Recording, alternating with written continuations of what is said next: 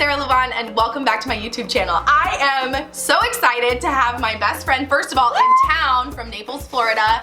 Second of all, here to talk to you about her birth story. So she is a labor and delivery nurse, she's a childbirth educator, she's a doula. Sound familiar? That is what I do. And she also is a super mom of two. Super mom. Super mom for okay, sure, good. super mom of two beautiful, beautiful babies. And so she's here today to be very raw and vulnerable and open about her birth experiences. As we talk about the process of a C-section, I wanted to bring to light the whole fact that sometimes you don't get the birth that you wanted. And so that was her experience. She did have 2 C-sections, but they were 2 very different experiences. So different. And so today we're gonna talk about the first birth, what didn't go so well, and we're gonna talk about postpartum depression, and we're gonna begin the conversation about how to kind of start setting yourself up for that positive, healthy birth memory. But before I do that, don't forget to subscribe down below so you don't miss part 2, and then let's get started.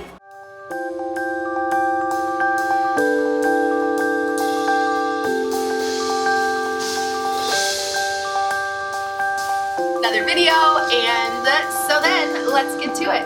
Like I'm pointing at my vagina. One of the benefits that I always talk about when I talk about teaching childbirth classes is the fact that a childbirth class gives a general overview about the process of labor and birth. But I do think that there's value in people's stories, but also recognizing that somebody else's story is not going to be yours. Labor and birth, if it's flexible, you go with the flow, it's never the same.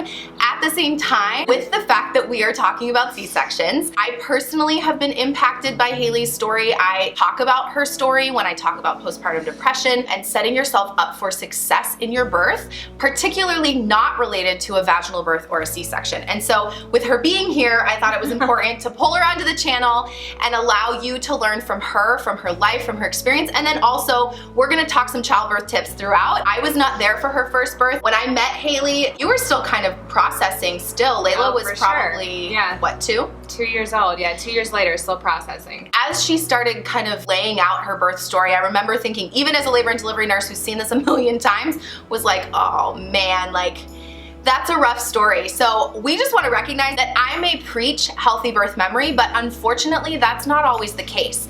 The goal is to avoid trauma, but trauma happens sometimes with birth. And so today we're going to talk about this first birth and maybe some of the things that didn't go as planned, some of the things that in retrospect you would maybe change, For sure. and then how that led into setting you up for a postpartum depression. Yes. And what that looks like and how she got better, how she healed.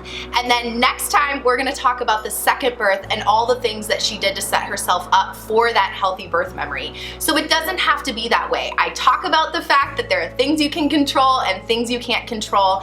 And so knowing even just what your options are for what you can control and how to mentally prepare for your birth, whether that be a vaginal birth or a C-section, I think is really important. And so with that being said, let's talk about your birth. Okay. So tell me about the first birth. Okay, so my first birth, I was a fairly new labor and delivery nurse, and so I had seen a lot of really beautiful, all natural, unmedicated births, and I thought that is the dream for me. Being a new labor and delivery nurse, I thought, okay, I know, I've seen how to get a baby out and what's involved in the labor and birth process, and my friends were labor and delivery nurses and they were gonna be my nurse, and my husband and I mean my husband is incredible and he has so much intuition into what's going on with me.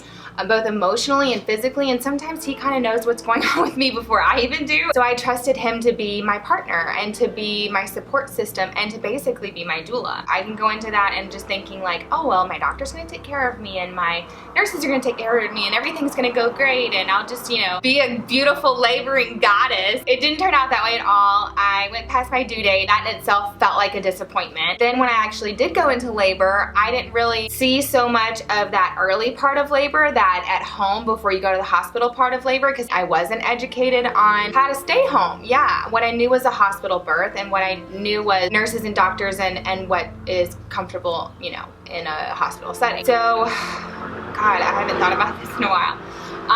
Should I get the Kleenex? Maybe.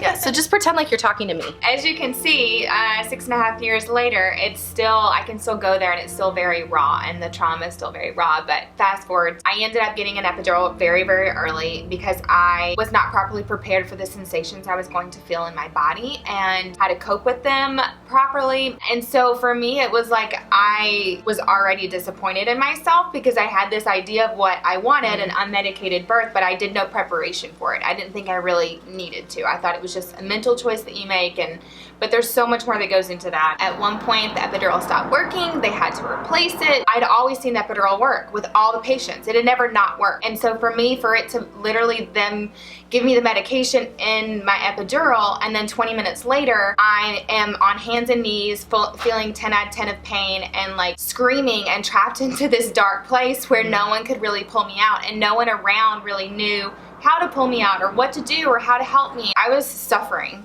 And you talk about the difference between things being painful and but you're coping with them and then suffering them and entering that space in your mind where it's a trauma. It is traumatizing you. And that's very much the space that I entered.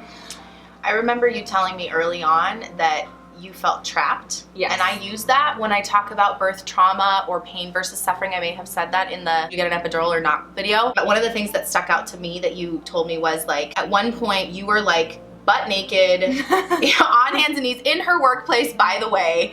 And then there was the anesthesiologist, whom are our friends, the nurse, her mom, her mother-in-law, who are crying in the corner, like freaking out. Poor her husband, like not knowing what to do for her. And everybody we've all been up for over 24 hours. Right. And everybody just standing around, and the words you said to me, or what I remember you saying, correct me if I'm wrong, was like, everybody just stood there and was like, I just don't know. I don't understand. And then you were like, no one can help me. Almost like screaming out from within, like somebody just help me. That's very much what it felt like. And it felt very much like it wasn't happening within me, but it was happening to me. And I think that's the key piece versus this is happening within my body. And there were so many things that played a part, but ultimately I ended up with a quickly expedited C-section. Luckily, I had a really proactive medical team that, saw that my baby girl was beginning to be stressed out from the labor. And so instead of having to rush back into an emergency C-section, it was quickly expedited. Once we got back there, again, the meds wore off from the epidural, which don't happen. That does not happen. I have to stress that enough. Like, that does not happen. But for whatever reason, it happened to me. So apparently my body metabolizes drugs really quick. Not cheesecake, but drugs. So fine. And then I just remember there was this moment where I'm in the stretcher. I'm in this sterile, bright environment. A ton of people are in there. I'm naked. And I've got to try to get onto the operating table. Oh God. And I'm like 9 centimeters. I feel her head down there and I'm like, I feel her coming. I feel her coming.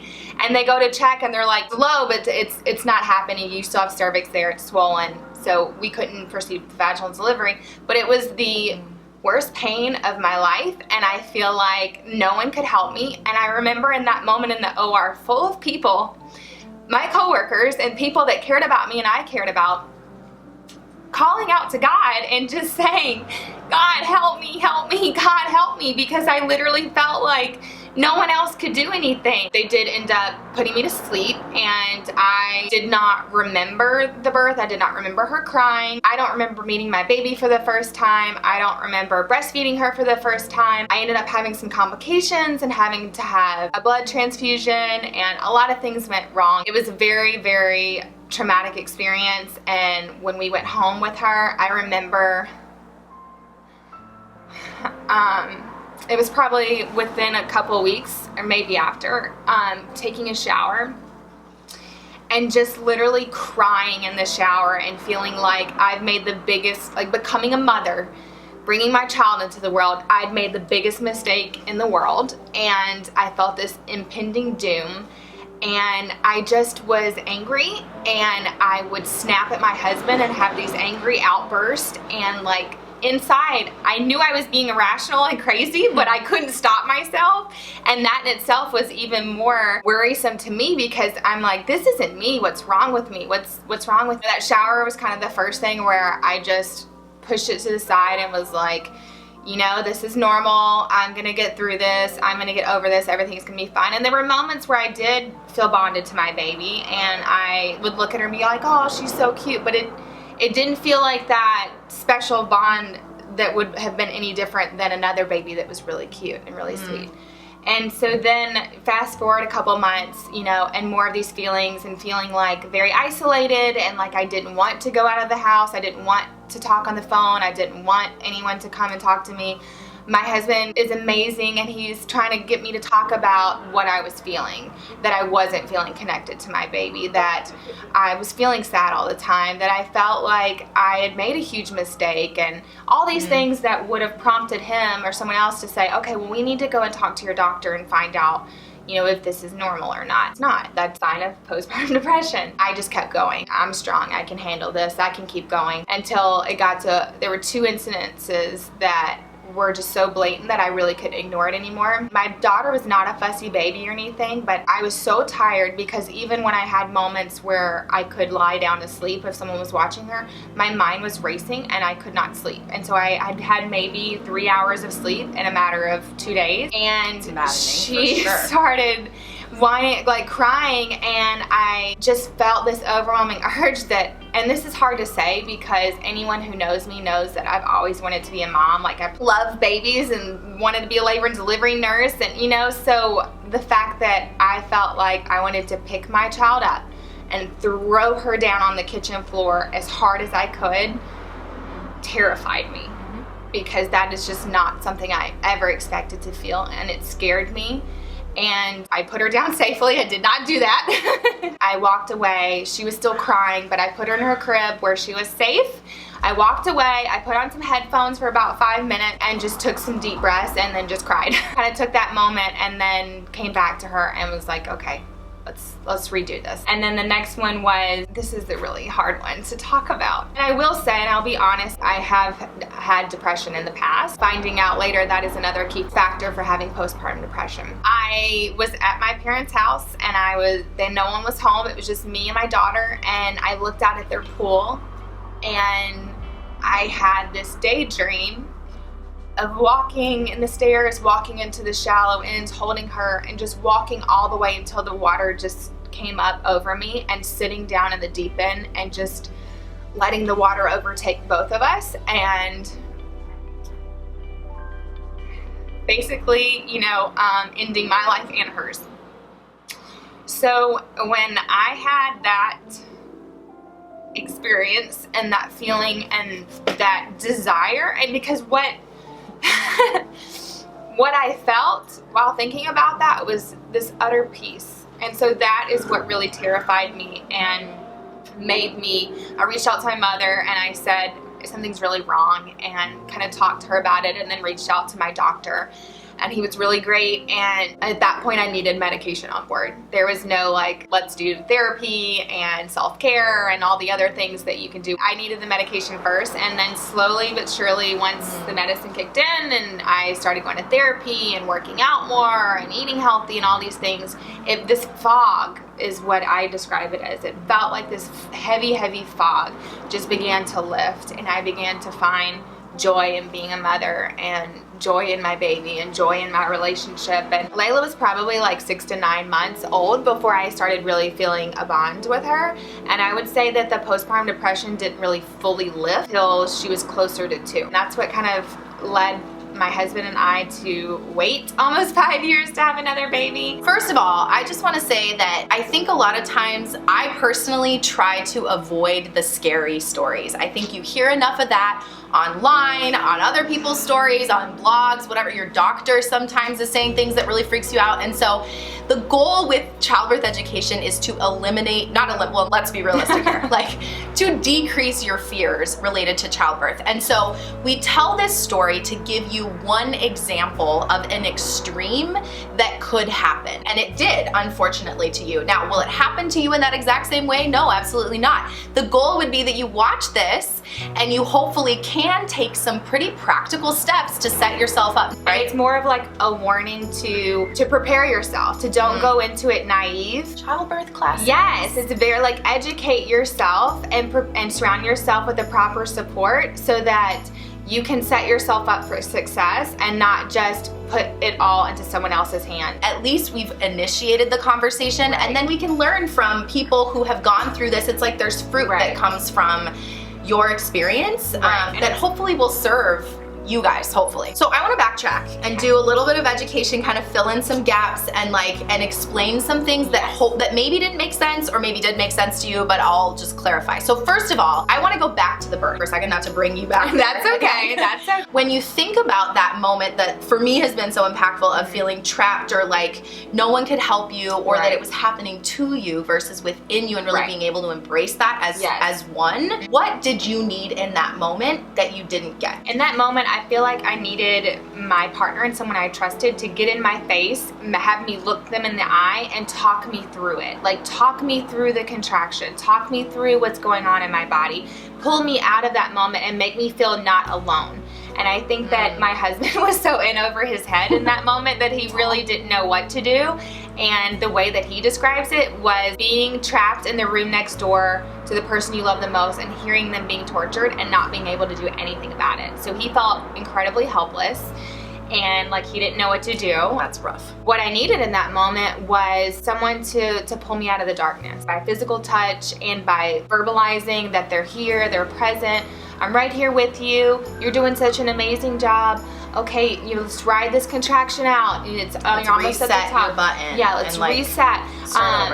Get to when you feel like it's overwhelming, then I want you to take 3 really slow, deep breaths, and we'll be on our way down the contraction, and then you'll get a break. Anything some coaching. I needed some coaching because no matter what kind of education I had or labor and delivery nurse I was, when you're in it and you're in the moment, and you're feeling all those feelings, you're not in your head and you're not in your logical brain. You're very much in your body, and it can be very overwhelming sometimes. And so having someone else remind you of what's happening in your body, reminding you that it's normal, is the difference between suffering and coping. So then fast forward to the birth and the fact that looking back on the experience, it was traumatic for you. Absolutely. The question then is, what would you, looking back on the birth experience, coming at the end where you're through the woods, you have your baby, maybe you just got home and you're recognizing, look, that was not my dream, that was not a healthy birth memory. When I think about it, I want to cry. I'm struggling with bonding with my baby, but maybe not even recognizing it, but just knowing the birth was really a bummer. When we came home from the hospital, my husband literally, because we were in the hospital for so long, was home for a day and then went to work. And there's a key. He went right back to work. And I was alone, and I didn't have anyone that was there or that could hear me out to talk about it and process it and just say, hey, at this part I felt this way. And having someone to be able to process that with right afterwards would have been incredibly helpful. And I think too, because things were so scary for all of us, that everyone just wanted me to be okay, and so I wanted to be okay for them. So I didn't feel like I could not be okay because I needed to be okay for them, if that makes sense. So doulas, partners, moms, sisters, anybody that's not giving birth, ask your mama who just delivered, ask them about their birth. Let them process it out. Stimulate some prompting questions. How do you feel about it?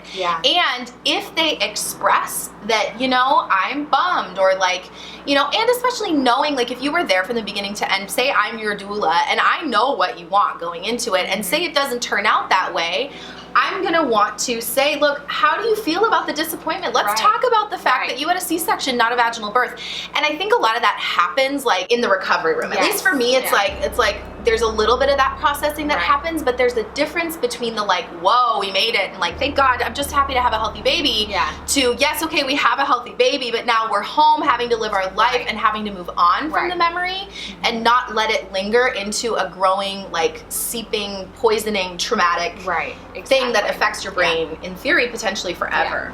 And I think too, I kind of did open up to my mom a little bit. I said, I feel like a failure. I feel like I had this whole vision of what I wanted, and then I feel like a failure. And my loving mother, being my loving mother, wanted to comfort me and say, no, you're not a failure. I think at the time I just needed to express those feelings. You don't need to say something to make me feel better, because this is just how I feel. Just and let's listen. Yes, just listen. And just let me put the feelings on the table and don't do anything with them. Just let them lie there. There's not a lot of people who know how to do that, and I think that beforehand, what if I were to go back and do things differently, I would have started seeing like a perinatal psychologist in pregnancy. That way, if something did go wrong, or if I needed to process the birth or anything like that, like I already had a relationship with her or him, and I already had that reference, and I already had that person that I could call and say, hey, I need to come and talk. And then also that professional that would be able to see those red flags of postpartum depression and help me recognize it sooner than being at the point where I'm almost in psychosis. With that said, I do want to say that there is such a thing, and I actually didn't know this until like a few years into my nursing career. Me either. There is such a thing as a perinatal, meaning somebody that like specializes in pregnancy and postpartum and like the childbearing time. A perinatal psychologist, psychiatrist. Psychologist is somebody that processes without medications, and a psychiatrist would be somebody that could potentially give you medications. That's like the super simple version. The thing is also knowing your risk factors. So some risk factors maybe for postpartum depression. Now when we talk about risk factors, those are things that exist prior to whatever your circumstance is that put you at a higher risk for whatever we're talking about. So like for postpartum depression, some of those would be if you have a history of depression, which you already expressed. That's a really big one. A traumatic birth experience, multiple traumas in your life. Life stressors like moving. I moved when I was 7 months pregnant. Low social support. So if you're like feeling alone, maybe you're a single mom, maybe you don't have family, you don't have a support system around you. Your husband works a lot. It could be that, or goes back to work really early, maybe. History of anxiety, any kind of like mood disorder type stuff that goes on, any kind of extra life stressors. So you just lost a job, or you don't have childcare and you're freaking out about childcare. Or sometimes babies are just a little bit extra high needs. So if you have a baby that cries a lot, or just they have a temperament that's just really extra needy,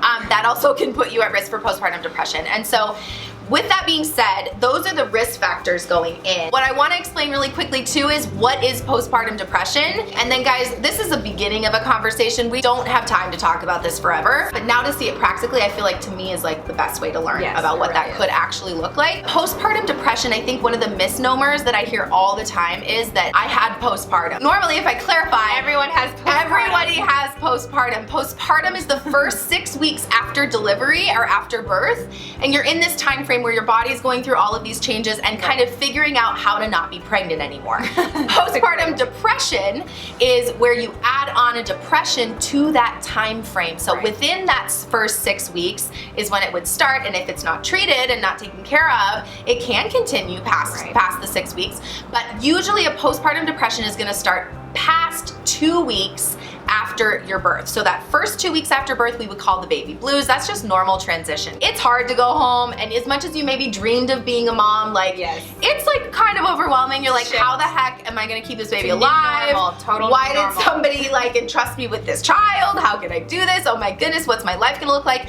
A lot of those anxieties, or maybe a little bit of an obsession, stuff like that for the first 2 weeks is semi-normal. About 80% of people experience baby blues. I can talk more about that. Just throw that in the box below and let me know if you want more on that one.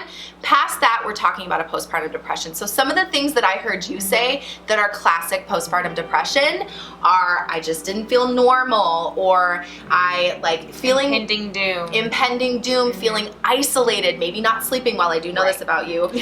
Not sleeping well in that time frame, or not feeling bonded to your newborn. There is no shame in that, guys. And so what I want to do, I know that you said not to like fix it, but I do want to give you the freedom to feel what you feel and be okay with that. Embrace that there are resources available to you. With help, it can get better. That doesn't always mean medication. That means you gotta do something. And partners, you're probably the one that might be recognizing like, look, something's off with her. Ask her those questions. Listen to her, prompt her to process her birth, even if she doesn't want to. Get her to see a specialist, a perinatal psychologist, psychiatrist. Your OBGYN or midwife is great, but that is not exactly what they specialize in. They can get you started, they could give you a referral, but find somebody that's specialized in the postpartum period to talk to so they can make sense of a lot of it. Like, it does have to do with hormones, it has to do with life stresses, but with help it can get better. And so I want to begin and open the conversation related to postpartum depression and first of all, normalize it. This is also why I appreciate you coming on and being so vulnerable with us.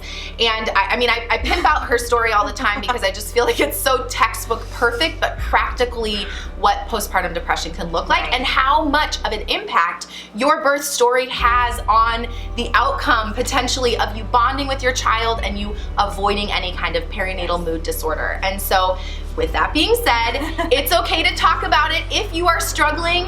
There are resources available to you. I'm gonna link some websites below for giving you some extra information related to postpartum depression, related to resources. One of my favorites, if you're in California, is Maternal Mental Health Now. They are a fantastic resource that has so many options for you to help you locate a perinatal psychologist, but I will do some research myself and throw some links down below so that you have some options. If you wanna process your birth, I am here for you. I do that via Skype, no matter where you are, because this is so incredibly important to me. I know this is so incredibly important to you. If you're in Naples, guys, she's in Naples and is doing exactly what I do, childbirth education and labor support, and can process your birth memory with you as well. Florida. That's me. So she's got that area taken care of. I'm on the West Coast / worldwide. We're here for you, but let's begin a conversation. And so with that, we are gonna close today, and next time we're gonna be back and we're gonna talk about the healing birth memory that she had with her second baby, Isaiah, and what she did to prep for that second birth. And so for you that are maybe newly pregnant or pregnant for the first time, what you can do to prep for that birth to set yourself up to avoid postpartum depression. Now, is it 100%? No, of course not, but to really know and feel confident that you did everything you could to set yourself up for that healthy birth memory, for bonding with your newborn, for bonding with your partner, and being able to walk into parenthood with your hands open and being grateful and healed and not having to cry on camera to the world about your first birth. With that, if you have any other questions, comments, concerns, throw them in the comment box down below. You can go to bundlebirth.com if you want a childbirth class, which guess what? For the next video, we are gonna be talking about education and how important education is. You can go to bundlebirth.com, find classes there. Don't forget to subscribe down below so that you don't miss part 2. Don't forget to flex and flow, and we will see you very soon. Bye. Then. Oh. Lollipopping. Twerking in some days. Get even closer together? We can always get closer. Wakey, wakey. Woo! Yes! Childbirth. Oh my god, I'm so excited. What are we talking about today? What I want and what I need, baby. Now I'm feeling it. It's coming to me. Get started. Wait, I have to redo that. I have to redo that. Okay, the whole thing? Alright, let's do it. No. Okay. Oh, jeez. Oh my. Oh, yeah, appropriate. I'm here. Just bear with I'm going with it. Situation. You don't have to keep explaining. And in... Onward. Okay, let's get started. And so we are gonna talk... Just ignore me. Just be like, oh. Sorry. Flow and talk to you later. No, that doesn't work. Okay, these intros are killer. Got it. Okay. We shouldn't change. I don't know. No, it's probably fine. Yeah. It's like the same, like it goes together and exactly. like Then they'll be playlist. like, oh, they're wearing the same. Okay, got it. And then it's like, okay, got it. Okay.